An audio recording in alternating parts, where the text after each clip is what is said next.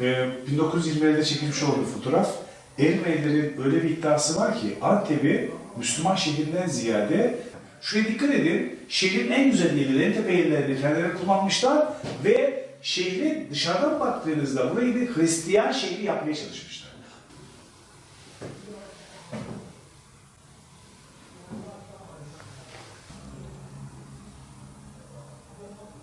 Antep savunmasının şu an 99.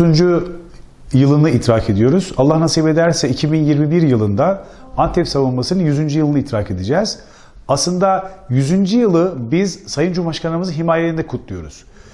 Diğer şehirlerdeki kutlamalara baktığımızda bir Sivas'ta, bir Samsun'da kutlamanın bir tek yıl olduğunu görüyoruz. Oysa Antep'te 3 tane yüzyıl var. 1919, 1920 ve 1921 yılına baktığımızda biz aslında 3 ayrı 100. yılı kutluyoruz. Aslında 2020 de 100. yıldı. Antep savunmasının en hararetli olduğu günlerdi. Şu an 25 Aralık 1920'ye 1'e baktığımızda biz 100 yıl önce bugünlerde bir coşku hakimiyeti vardı. Oysa 99 yıl önce baktığımızda tam da bu mevsimlerde Antep savunmasının en hararetli günleri geçiyordu. Çünkü o Fransızlar şehri 4 defa muhasara edip alamayacakları bildikleri için halkı açlıkla karşı karşıya bırakmışlar ve buna da muvaffak olmuşlardı. O yüzden biz her yıl savunmayı kutlarken diyoruz ki şartlar değişse de vazifemiz hep aynı. Çünkü 100 yıl önce oynanan oyunlarla 100 yıl sonra oynanan oyunların aynı olduğunu biliyoruz. Senaryo aynı, sadece aktörler değişmiştir. Bu anlamıyla Antep savunmasına bakarsak malum 1. Dünya Savaşı'nda Osmanlı hiçbir cephede askeri başarısızlığı olmamasına rağmen itiraf devletleri mağlup sayılınca biz de masada mağlup kaybettik. Yani aslında günümüzde de bunu görüyoruz. Bir İşin savaş boyutu vardır, bir de işin diplomatik boyutu vardır. Biz savaşta kazandığımız halde diplomaside kaybettik ve maalesef 1. Dünya Savaşı'nın sonunda Mondros Ateşkes Anlaşması'yla İtilaf devletleri kaybedince bizi de kaybettiler. Mütarekenin amacı neydi? Silah bırakmak. Ne için silah bırakmak? İleride anlaşacağınız bir anlaşma için silah bırakmaktı. Oysa ne yaptılar İtilaf devletleri? Osmanlı'ya silah bıraktırırken en alttaki askerine kadar kendileri olabildiği kadar silahlandırdılar ve hasta olarak gördüğü Osmanlı'yı bir an önce parçalanma boyutuna sürüklediler. İşte 1919'da geldiğimizde Mondros Mütarekesi'nden çok kısa bir zaman zarfında, 30 Ekim 1918'den kısa bir zaman zarfında önce buraya İngilizler geldi. İngilizler neye göre geldiler? Mondros Mütarekesi'nin 7. maddesine ve 16. maddesine dayanarak geldiler. 7. madde neydi? İtiraf devletleri kendileri tehlikeye sokacak bir durum olduklarında burayı işgal hakkına sahip oluyorlardı. Halep'ten Gaziantep'e 120 kilometre mesafede olan Halep'ten güya İngilizler atlarına kışlık yiyecek sağlamak amacıyla geldiler. İlk amaçları neydi burada? Halka karşı bir baskı uygulamaktı. Ermenilerin işbirliğiyle beraber İngilizlerin 2 defa sıkı yönetimi var. O sıkı yönetimde Müslümanların Türklerin elinde ne kadar silah varsa hepsini toplattılar. Arkasından Suriye İtilafnamesi diyoruz biz. Suriye İtilafnamesi ile Fransızlarla İngiliz'e anlaştılar. İngiliz politikası çok hindir. Kendileri Musul Kerkük'e gittiler. Çünkü orada petrol vardı. Burayı da Fransızlara bıraktılar. Fransızların da bir Klikya macerası vardı. Ermenileri savundukları için ta yüzyıllardan beri ve Fransız ekonomisine katkı sağlayacak buradaki bereket toplulukla bildikleri için de burada kaldılar. Önce İngilizler geldi, arkasından Fransızlar geldi. Biz aslında Antep savunmasını 36 yıl olarak değerlendiriyoruz. Fransızların gelmesi sadece tek başına bir şey olay değildi. Geçmişte İngilizler de vardı. Ve Fransızlar Suriye İtilafnamesi ile beraber 5 Kasım 1919'da İngilizlerden burayı devraldılar. Bakın siz şimdiki Sanko Park dediğimiz yerde Fransızların tayyarahanesi vardı. Orada İngilizler Fransızlara bu memleketi teslim ettiler. Biz hiçbir şey yapamadık. Niye? Silahımız yok, gücümüz yok, askerimiz yok. Mecbur kaldık. 100 yıl sonra bakın bizim Doğu Akdeniz'e meydana getirdiğimiz savunmayı düşünün. Veya Libya'daki durumumuz, Suriye'deki durumumuz, Karabağ'daki Azerbaycanlı kardeşlerimize yardımımızı düşünürseniz siz teknolojik olarak ne kadar üstün olursanız karşıya o kadar tahakküm oluyorsunuz. Siz ülke olarak, devlet olarak ne kadar güçlü olursanız kendinizi o kadar iyi hissettiriyorsunuz. İşte biz 100 yıl önce maalesef o gücü kaybettiğimiz için bizim memleketimizde Fransızlar geldiler, İngilizlerden bizi teslim aldılar ve biz hiçbir şey yapamadık. Tören yaptılar.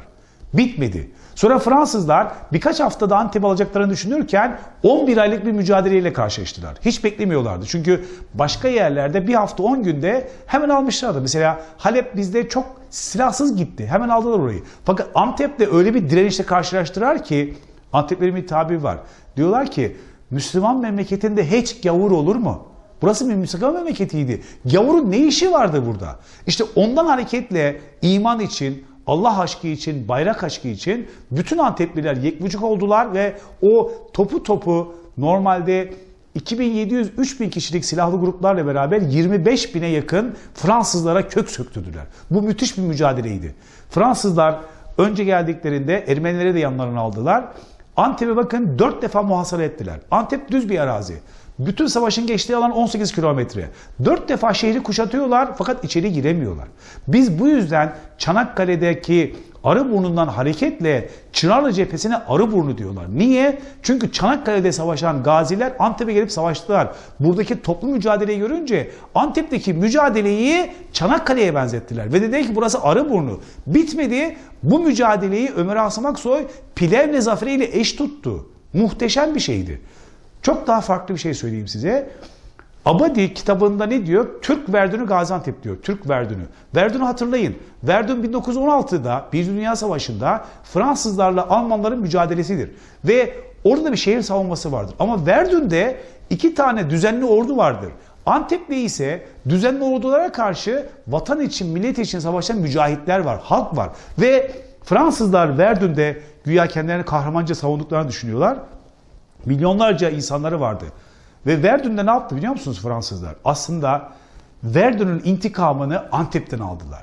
Verdün'de Almanlar Fransızları öyle bir bozguna uğrattılar ki bir Fransız pilot bir ay sonra Verdün üzerinden geçerken diyor ki Verdün'de sürülmüş toprak bırakmamışlar diyor. Her şeyi süpürmüşler diyor. Aynısını bize yaptılar. Verdün'de hatıraları anlatıyorlar. Askerler aç kaldığından komutanların atlarını öldürüp onu yiyorlar.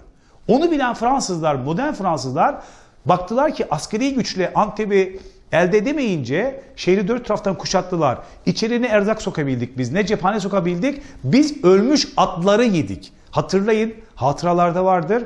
Eski Pazar civarında bir beygir açlıktan ölüyor. Kadınlar o beygir etini bir parçalamak için birbirini parçalıyorlar. Fransızlar 1916'da yaşadıklarını aynen bize burada yaşattılar 4 yıl sonra. Verdün'ün intikamını Antep'ten aldılar. Askeri harekat olarak. Bu çok acı bir şeydi. O düşündüğümüz Fransızlar, generalin bir beyannamesi var. İçeride askeri olarak mücadeleyi kazanamayınca Müslüman halkın üzerine beyanname atıyorlar. Diyorlar ki etrafınız 4 taraftan sarıldı. Size dışarıdan hiçbir yiyecek ve silah gelmeyecek. O yüzden sizi yöneten yöneticilerinize karşı isyan edin ve teslim olun. Bize teslim olursanız sizin mallarınız, canlarınız, evlatlarınız kurtulacaktır diye içerideki halkı ikiliye sürecek şekilde bir beyanname yayınladılar. Antep halkı inandı mı? İnanmadı. Ne diyordu o beyannamede? Eğer teslim olmazsanız üzerinize Fransız toplarını atarız diyorlardı. Antepli de sözünü tuttu, teslim olmadı. Fransız da sözünü tuttu, bombalarla yağdırdı. Aynen Verdün'de de Almanların kendine attığı bombaları, 15,5'luk bombaları Fransızlar Antep'e attılar. 8.000 tane ev harap oldu. 8.000 tane. 7.000'e yakın bomba attılar bu şehri. 18 kilometrede. O barbar Fransızlar, modern geçiren Fransızlar yaptıklarıyla tarihteki yerini aldılar. Aynen Afrika'da yaptıklarının olduğu gibi. Ama Antep savunması o kadar çok muhteşem bir direnişe devam etti ki kadınlarından, çocuklarından, yaşlılarından herkesin emeği olan bir savunmadır. Biz 7'den 70'e bu mücadeleyi kazandık. Çocuklarımız, kahraman çocuklarımız var bizim. 10-12 yaşında.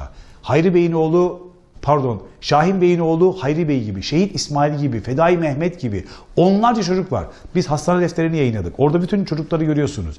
Kadın şehitlerimiz var bizim. Fransız'ın attığı bombalar sonucunda hamileyken şehit olanlar var. Çünkü eve bomba düşüyor. Ne zaman geleceğinizi bilmiyorsunuz.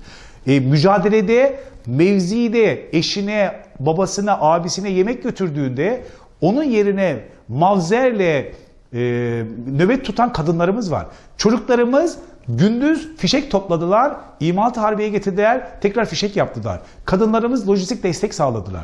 Yaşlılarımız ellerine geldiği kadar bu mücadeleye katıldılar. O yüzden Antep savunması 20. yüzyılın en uzun süren ve en kıymetli yani savaşlardan bir tanesidir. Şehir savunmasıdır. Verdun de şehir savunmasıydı ama orada düzenli ordular vardı. Bizde düzenli ordu yoktu. Fransız'ın o zamana göre muhteşem döşenmiş ordusuna karşı bizim çok az silahımız vardı. Ama biz ne yaptık? Mücadeleden vazgeçmedik. Ve o yüzden bize gazilik unvanı verildi. Düşeceğimize birkaç gün kala Büyük Millet Meclisi Antep'in müdafasından da sonra gazilik verdi. Biz o yüzden o kadar çok önemsiyoruz ki bakın 100 yıl önce bu şehir açlıktan şehre teslim olurken 100 yıl sonra 450-500 bin Suriyeli vatandaşa ensar şehirlik yapıyor. 100 yıl önce bu şehir acı zerdali çekirdeğinden ekmek yaparken 2015'te dünyanın 116 mutfağından birine girdi ve gastronomi ödülünü aldı. 100 yıl önce posta güvercinlerinden, 18 tane güvercinimiz var bizim, posta güvercinlerinden haberleşmeyi sağlayan bu şehir 100 yıl sonra Teknofest 2020'yi yaptı. İmalat-ı Harbiye'de kendi malzemesini, kendi silahını üreten bu şehir savunma sanayinin üstü olmaya çalışıyor. Bu neyle olacak? Çalışmayla olacak, azimle olacak. 100 yıl aslında devletler için çok kısa bir süredir. Çok kısa bir süresi vardır ama hamdolsun biz inanıyoruz ki güçlü ülke sayesinde, güçlü devlet sayesinde, güçlü Türkiye sayesinde bizim yol alabileceğimiz şey yoktur. Bakın son zamanlarda bir sürü siyasi olaylar yaşıyoruz. İçeride ve dışarıda. Son zamanlarda Suriye'de, Libya'da, Azerbaycan'da kardeşlerimize verilmiş olduğumuz desteklerde gördük ki biz teknolojiye hakim olduğumuz sürece ve kendi yetiştirdiğimiz insanlarımızla beraber inanıyoruz ki 21. yüzyılda çok iyi bir yere geleceğiz. Yapmamız gereken tek şey yani geleceğe bakarken geçmişten ders çıkartarak özellikle çocuklarımızı, gençlerimizi milli manevi değerlerde donatarak geleceğe hazırlamamız gerekiyor. Bunun için de yapmamız gereken şey gerçekten öğrencilere karşı, gençlere karşı bu savunmayı çok iyi anlatacağız ki hani Akif diyor ya Allah bir daha bu millete İstiklal Marşı yazdırmasın. Allah bir daha bu memlekete Antep savunması gibi kötü durum yarattırmasın. Bakın biz Fransa'nın bahsettiği 8.000 tane yıkık bina var. Bombaladığı 15,5 toplarla. 8.000 binadan biz bugün Türkiye'de ihracatta 5. 6. sıradayız. 186 milyar dolarlık Türkiye ihracatında 7,5 milyar dolar ihracat yapıyor bu şehir. Bu şehir gerçekten farklı biridir. Gaziliği sonuna kadar hak eden, geçmişten aldığı bilgiyi geleceğe aktaran ve muhteşem özelliklere sahip bir vatanda yaşıyoruz. Bir daha da bu olayların yaşanmaması için çok çalışmamız gerektiğini söylüyoruz. Öğrenci arkadaşlarımıza, genç arkadaşlarımıza. Hep diyoruz ki onlara yakın tarihi çok iyi okuyun. Ben bütün konferanslarda bunu söylüyorum. Yakın tarihi okuyun ki üzerimize oynanan oyunların hangi derecede vuku bulduğunu ve başımıza neler geleceğini hesap ederek kendi geleceğinizi hazırlayın diyoruz. O yüzden 99. yılını idrak ettiğimiz Antep savunmasında şehit olan, İstiklal mücadelesinde şehit olan, bu vatan için, bu millet için, bu topraklar için, bu bayrak için canını feda eden bütün şehitlerimizi, günümüze kadar getirdiğimiz bütün şehitlerimizi rahmetle, minnetle arıyoruz.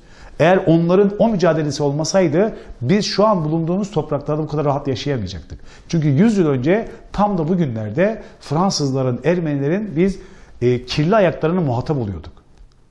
Allah'a binlerce kez hamd ediyoruz. Son cümle diyoruz ki şartlar değişse de vazifemiz hep aynı.